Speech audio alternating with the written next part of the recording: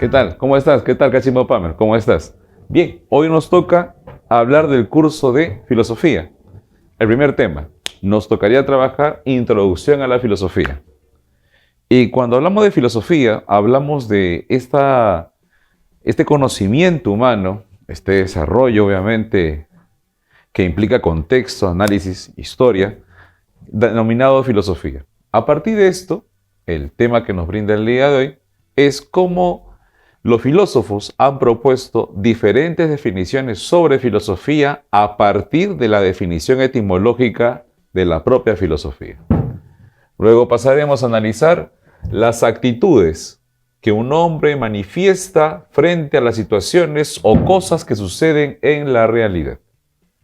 Hay dos tipos de actitudes, vamos avanzando con eso, actitudes humanas, cotidianas, diarias, espontáneas, que se presentan constantemente en los seres humanos, y las actitudes filosóficas, que implican ya una especie de reflexión sobre, una reflexión más compleja, más analítica, más racional, más crítica sobre las diversas situaciones que se presentan en el universo.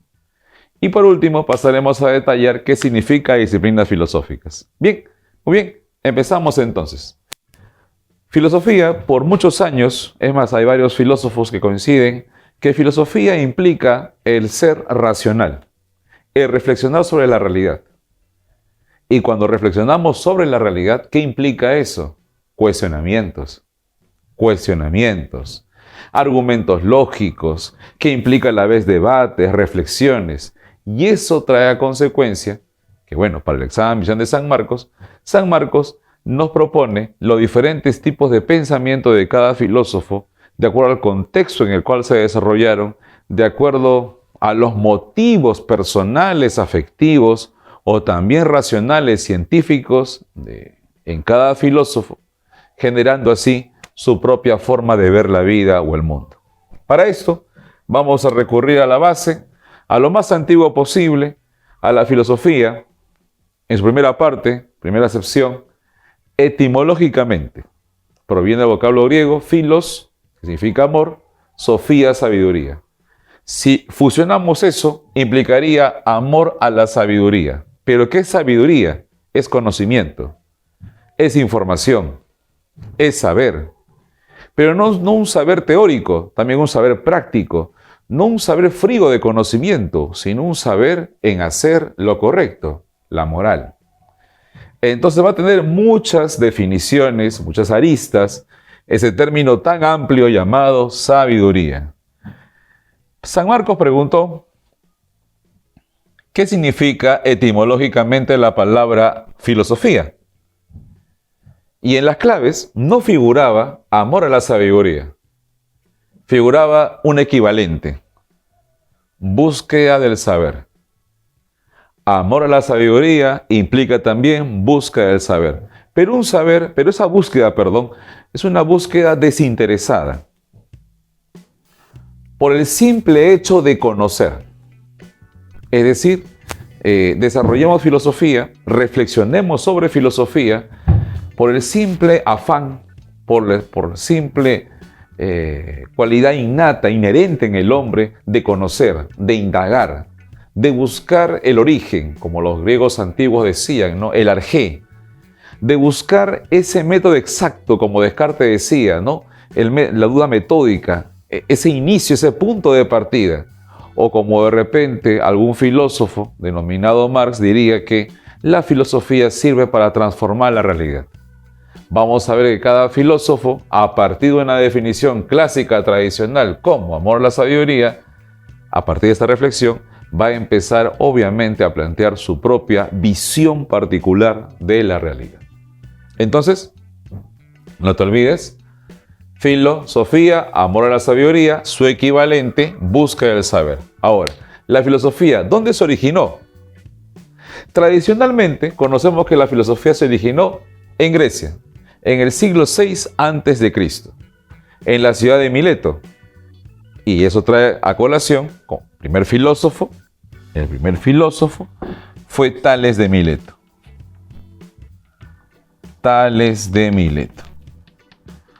Algunos textos, algunos libros consideran a Tales de Mileto como el padre de la filosofía.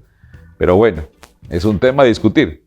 Se le puede considerar como uno de los primeros filósofos o uno de los primeros pensadores que lograron reflexionar sobre la naturaleza, sobre la physis. Ya lo veremos más adelante en otros capítulos.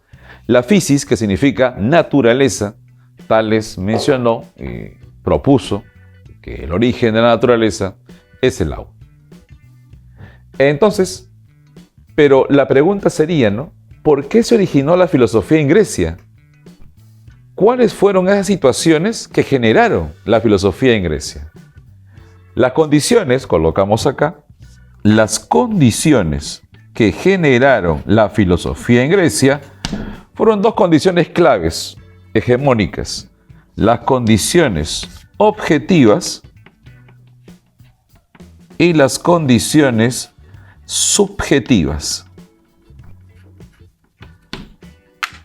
En las condiciones objetivas se le refiere como las condiciones socioeconómicas, las condiciones estructurales a nivel social.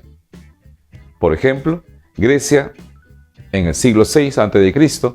tenía una gran capacidad económica, un buen comercio, tanto marítimo como terrestre. Había un gran desarrollo en un eje potencial económicamente en el mundo antiguo. Y eso generó grandes ingresos económicos.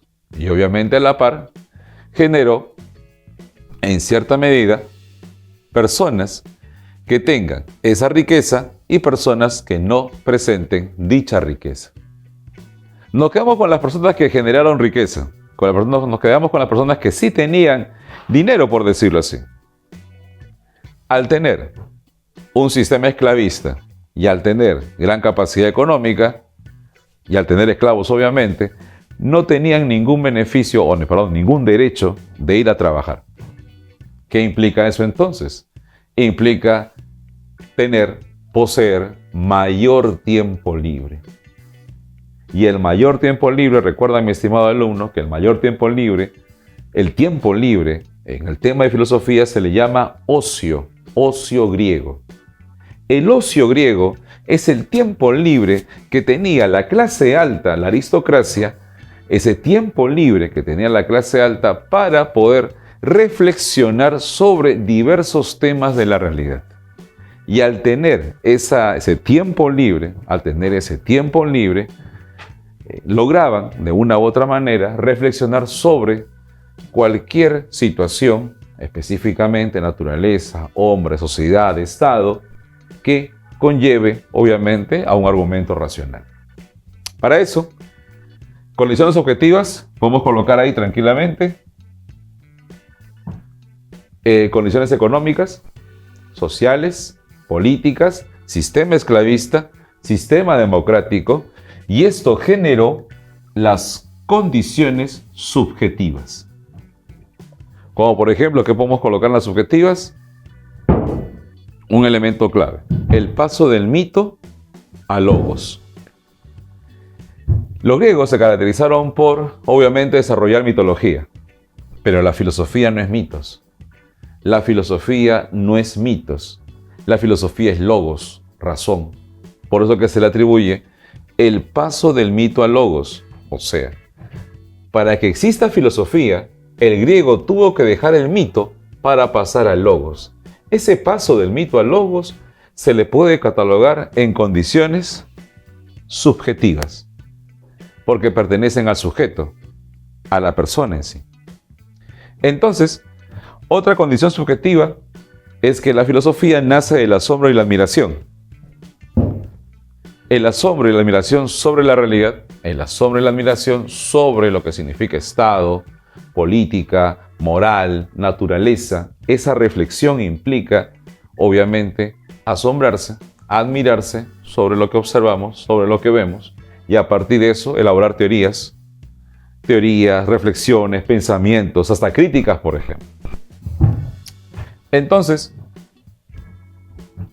las condiciones que generaron la filosofía en Grecia fueron dos: objetivas, económico, político, social, sistema democrático, esclavista, Y las subjetivas, paso del mito al logos, el ocio griego, paso del mito al logos, el ocio griego, asombro y admiración. Y como decía también el filósofo Karl Jasper, las situaciones límites.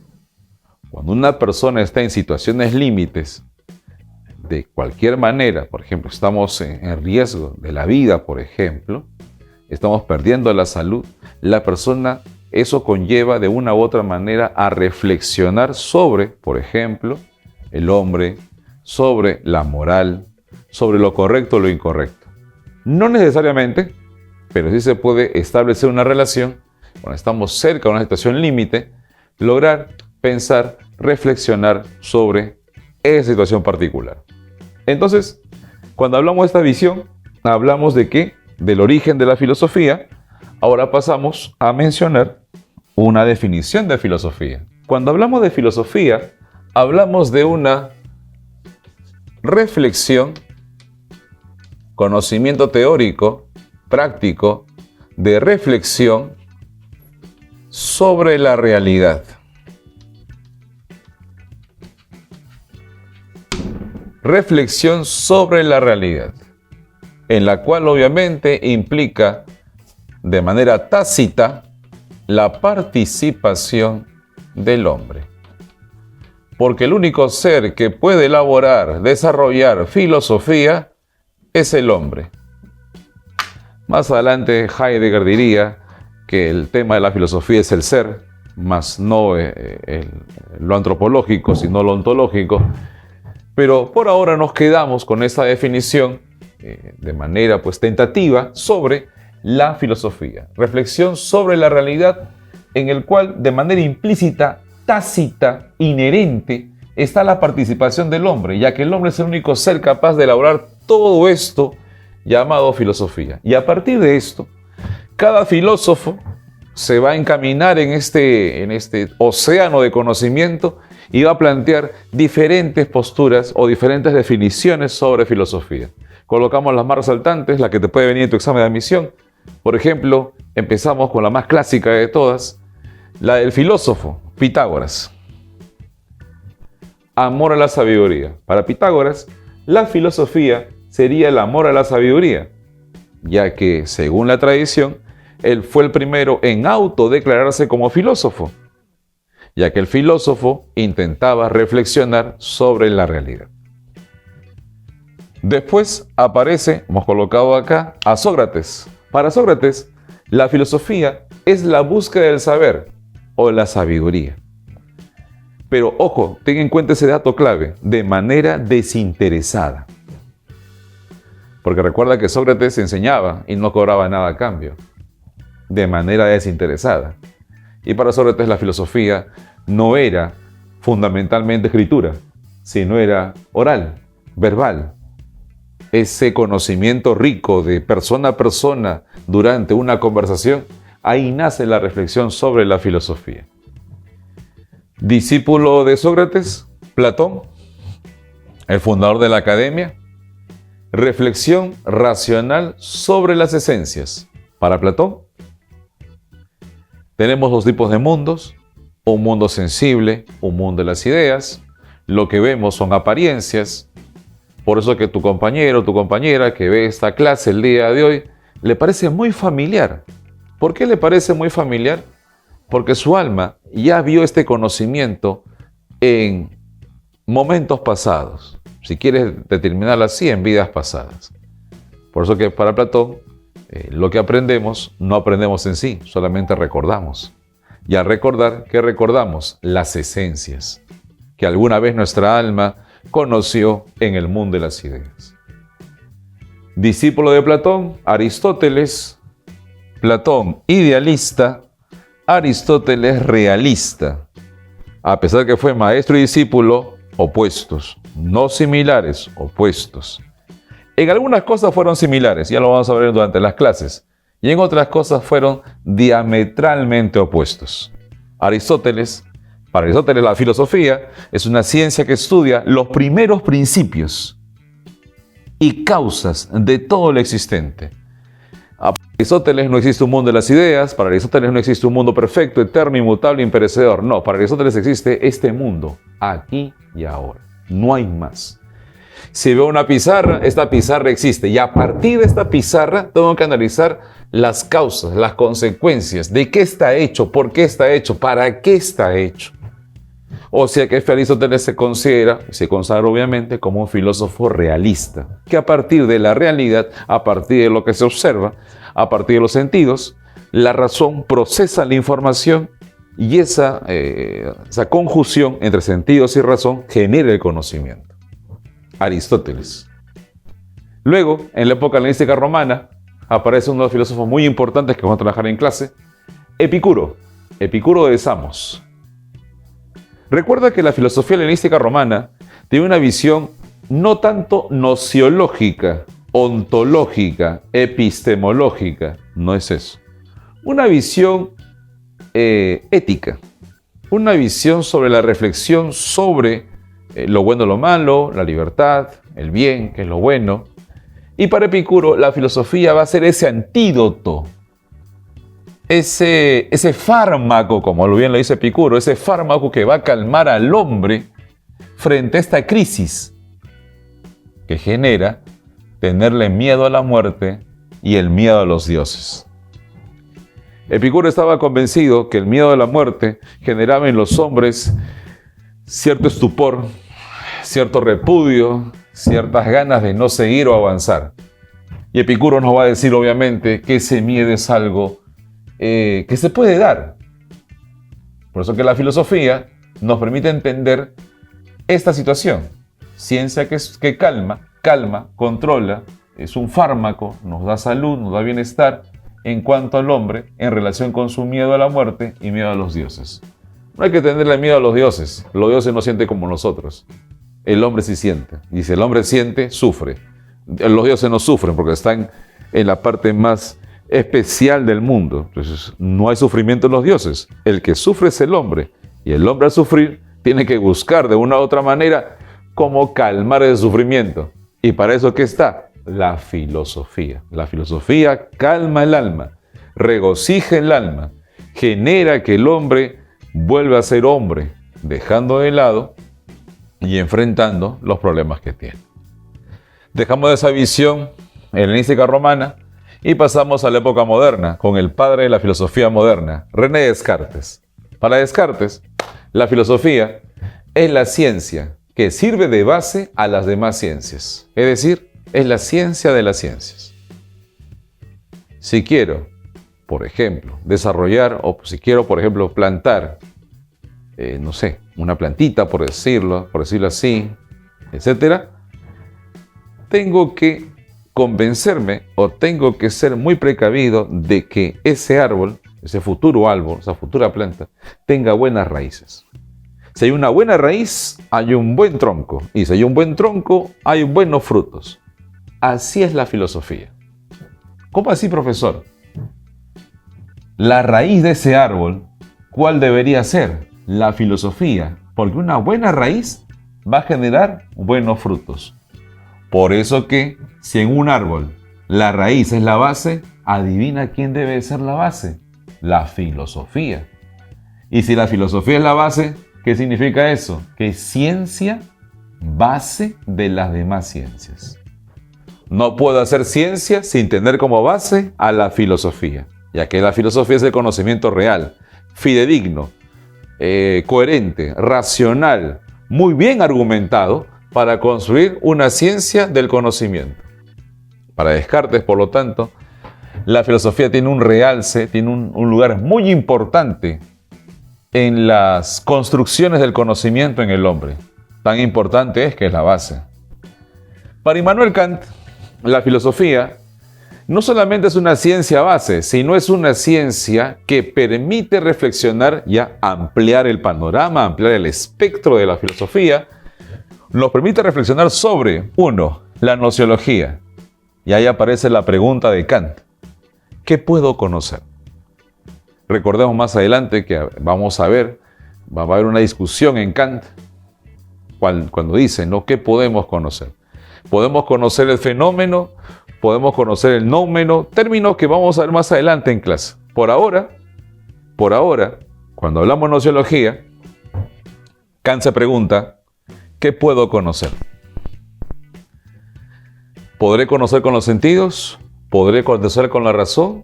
¿O solamente puedo conocer lo que veo? Por lo tanto, mi conocimiento es limitado. Ética. ¿Qué debo hacer?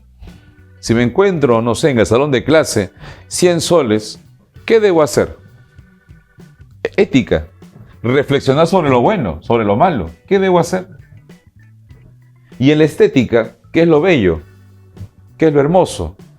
Si pinto un cuadro con la intención de ganar dinero, ¿será estético? ¿Será bello? Pero profesor, tampoco voy a vivir del aire. Entonces ahí tenemos un problema filosófico con Kant, porque para Kant el arte es un fin en sí mismo. Y antropología, ¿qué es el hombre?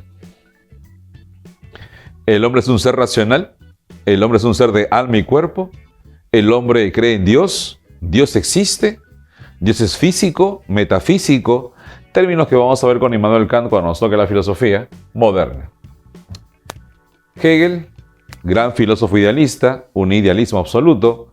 Hegel propone que para Hegel la filosofía es una ciencia que permite reflexionar sobre toda la realidad, porque no hay un conocimiento de la realidad sin tener como elemento clave a la filosofía, ya que la filosofía está en todo momento y en todo lugar.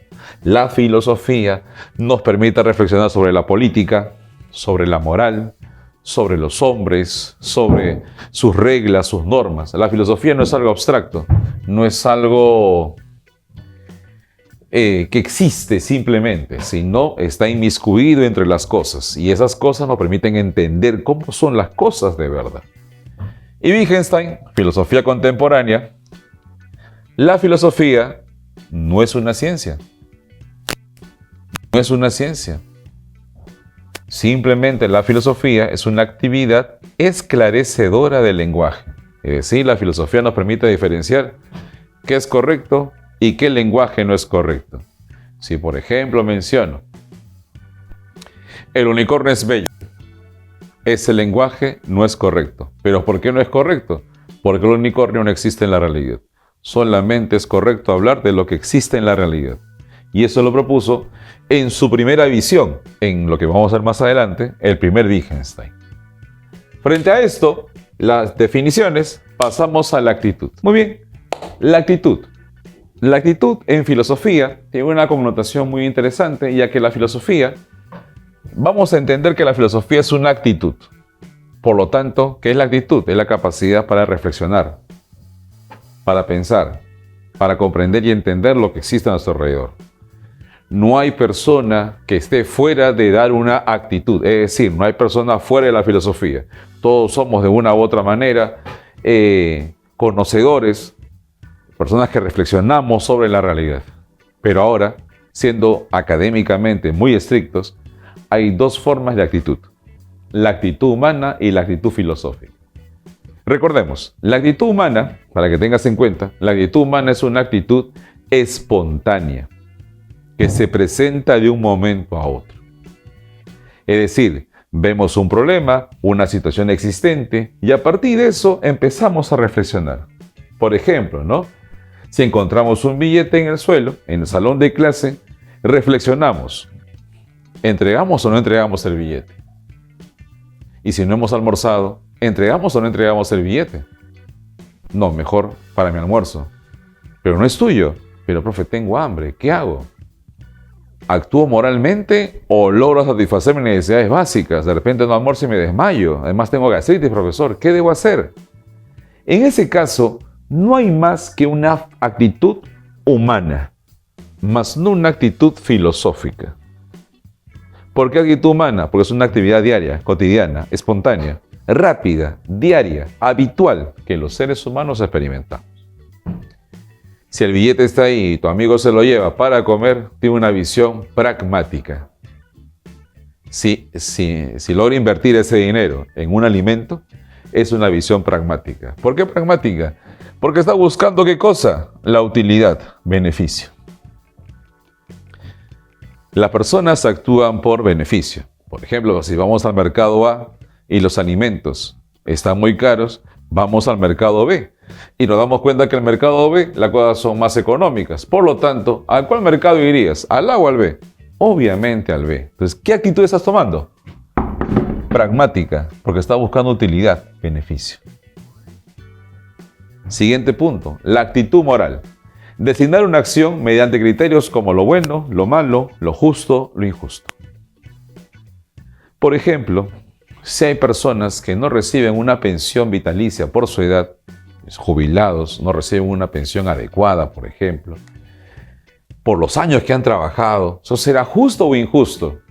A partir de eso, si tú me dices justo, injusto, profesor, no, eso es malo, no es bueno, profesor, es malo. Esa discusión, esa consigna, implica una actitud humana moral, porque estamos reflexionando sobre lo bueno, lo malo, lo justo y lo injusto, por ejemplo, ¿no? Estética, admiración sobre la belleza, la armonía, el arte. Por ejemplo, cuando observamos un bonito dibujo, por ejemplo, ahí tu amigo manifiesta su actitud estética. O por ejemplo, cuando tus amigos que les gusta ver el fútbol ven una jugada muy bonita, ¡wow! ¡Qué bonita jugada! Ahí también se puede contemplar una actitud estética. ¿Qué implica eso? Una actitud relacionada en concordancia con la belleza, armonía y el arte. La actitud religiosa, la relación entre el hombre y lo divino. Seguro muchos de ustedes antes de almorzar se persignan. Esa actitud es religiosa. Seguro has encontrado muchas personas que cuando pasan por la iglesia se persignan. Es una actitud religiosa. ¿Por qué religiosa? Relación entre el hombre y la divinidad o las fuerzas divinas. A diferencia de la actitud humana, la actitud filosófica es más compleja. Porque implica elaborar, sistematizar conocimientos. Es decir, emplear argumentos lógicos que tengan como base a la razón. Para poder construir una actitud filosófica es menester, o sea, es importante tener como base un conocimiento crítico, reflexivo, racional.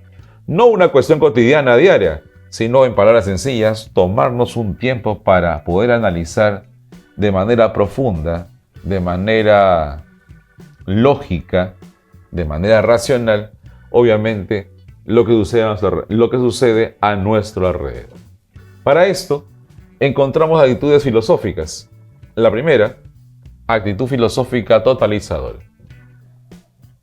Al mencionar totalizadora, ¿nos referimos a qué? A los temas de máxima generalidad.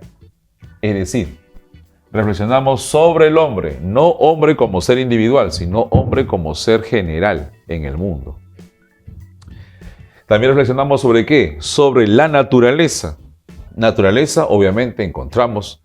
¿Y qué implica eso? Implica una reflexión sobre lo general. Interés en la totalidad de las cosas. Cuando hablamos de totalizadora, implicaría obviamente reflexionar sobre lo general, lo universal. Hablar, por ejemplo, sobre el agua, tierra, fuego, aire, implicaría obviamente reflexionar sobre los elementos naturales. Y a la par, obviamente, se correlaciona con la universalidad de la naturaleza en nuestro mundo. Siguiente actitud filosófica radical. Reflexiona sobre el origen, el fundamento, la raíz de la realidad. Por ejemplo, para Tales de Mileto, ¿cuál era la raíz de todo? El agua.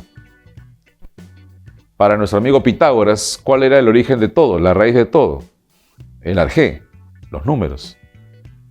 ¿Por qué radical? Porque busca el fundamento, el meollo del asunto, el origen, la razón de ser. Radical.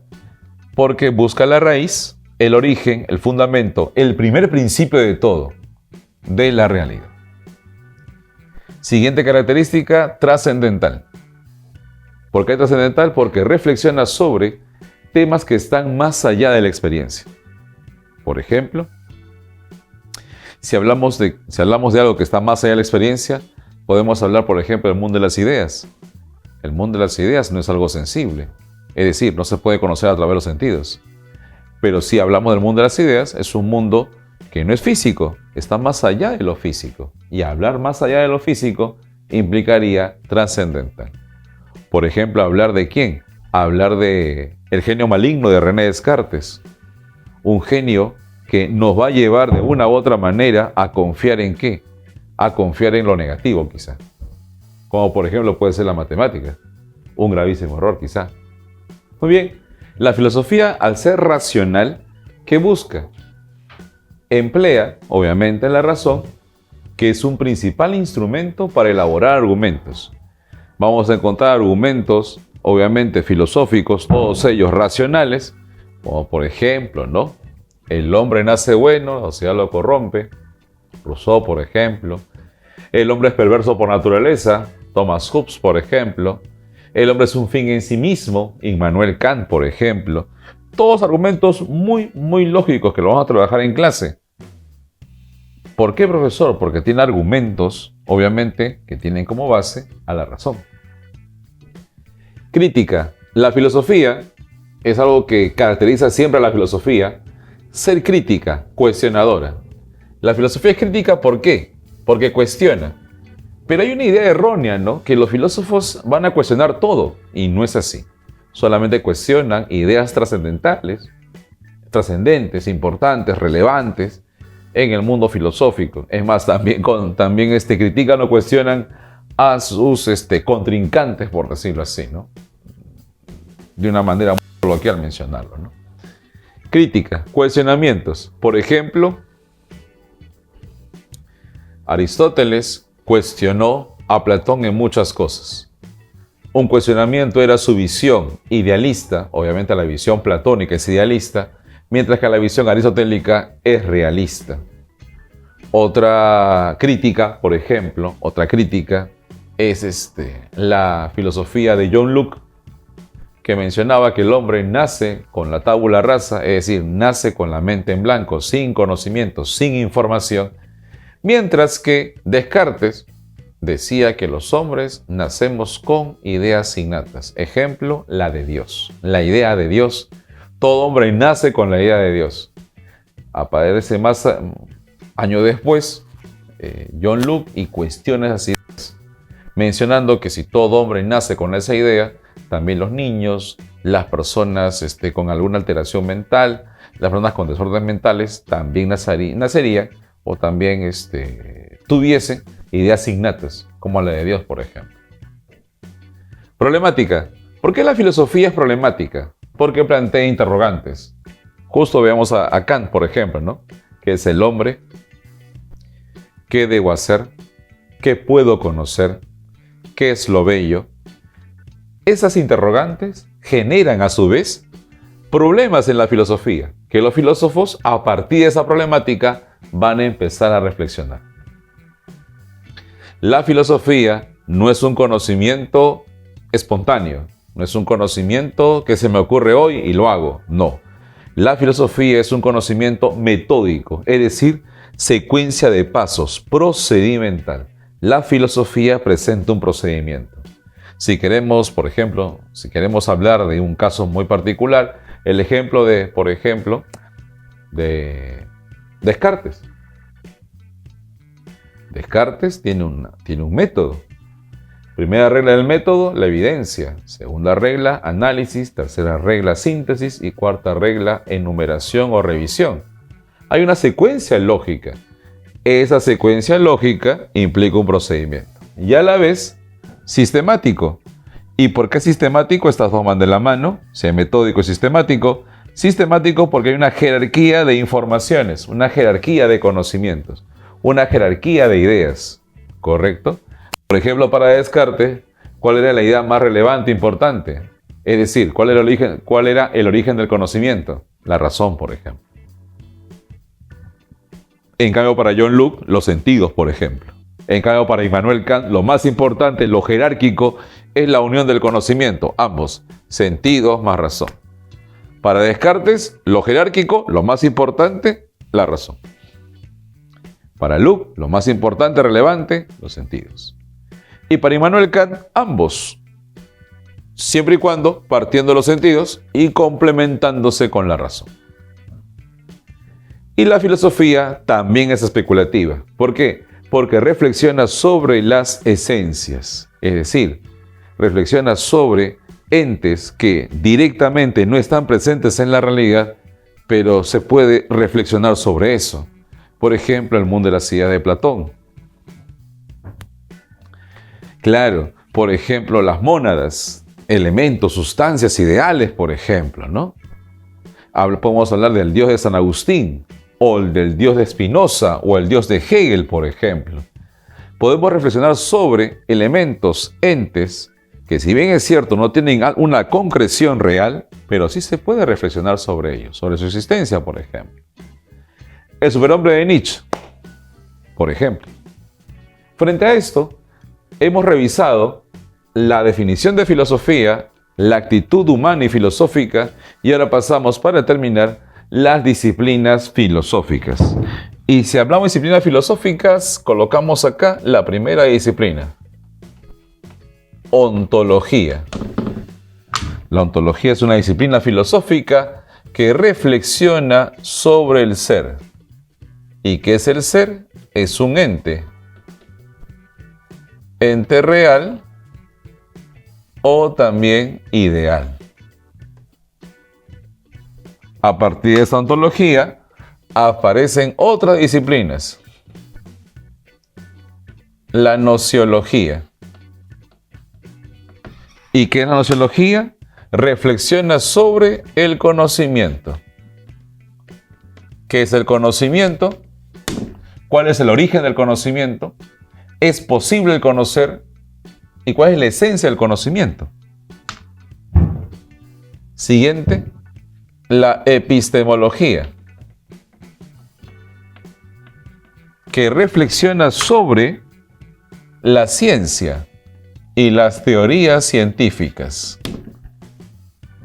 Reflexionamos sobre, por ejemplo, cuál es el método científico adecuado, correcto, cuáles son las posturas filosóficas que promueven y que se afianzan en el campo científico, como la filosofía de Karl Popper con su racionalismo, o el Círculo de Viena con su verificacionismo, o los paradigmas de Thomas Kuhn, o el anarquismo epistemológico de Paul Feyerabend.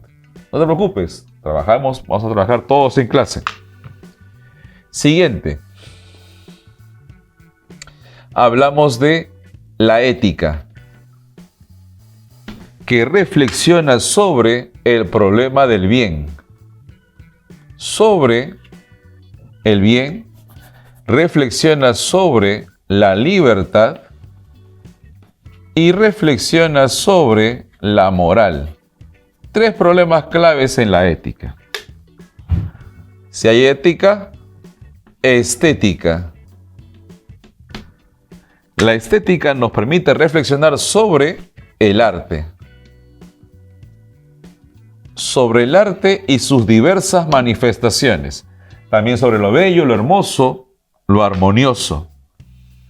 También tenemos acá a la filosofía política. Filosofía política, que nos permite reflexionar sobre las diversas formas de gobierno.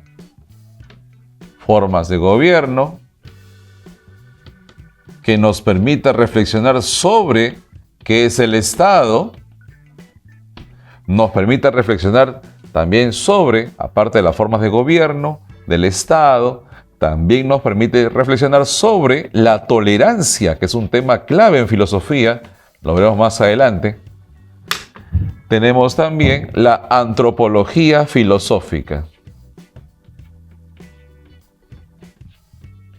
La antropología filosófica que nos permite reflexionar sobre el hombre, es decir, la condición humana. ¿Cuál es el origen del hombre? ¿Cuál es la esencia del hombre? Si el hombre tiene esencia o no tiene esencia, y de qué está compuesto el hombre, si solo es alma ¿Solo es cuerpo o es ambos? Y si es ambos, ¿el alma y el cuerpo tendrán la misma naturaleza o de repente naturaleza distinta? En San Marcos, como en su examen de admisión, lo relevante es repasar nociología, epistemología, ética, estética, política y antropología filosófica. Son temas claves en filosofía. Y por último, pero no menos importante, axiología, que nos permite reflexionar sobre el valor de las cosas, el valor o los valores. ¿Qué es lo valioso? ¿Qué vale? ¿Qué no vale? ¿Qué implica el valor? Si el valor es objetivo, subjetivo, o es relacional, o de repente depende de un contexto social, histórico, cultural. Para esto es muy importante tenerlo en cuenta. Muy bien, cachimbo. Gracias por escuchar la clase. No te olvides de repasar los clásicos, disciplinas filosóficas y el tema de hoy, actitud filosófica, que ha venido el examen de admisión. Listo. Cuídate. Permiso.